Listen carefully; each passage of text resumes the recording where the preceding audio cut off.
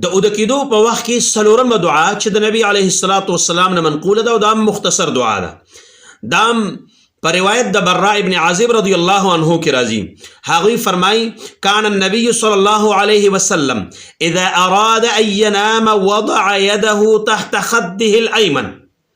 کله به چې نبی علیه الصلاة والسلام د اوده کېدو اراده ولرله چې اوده شي نو وضع یده تحت خده الایمن، نو نبی علیه الصلاة والسلام به خپل لاس خې دا به د خپل خې مخ او اننګي مبارک لاندې کېښود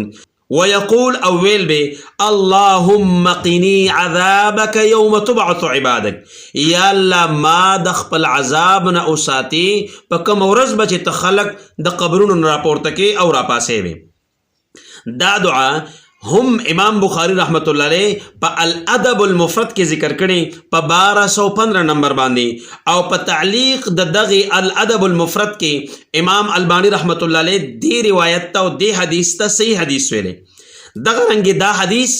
امام بهقی رحمت الله علیه ذکر کړي په السنن الکبرى کې په 10525 نمبر باندې،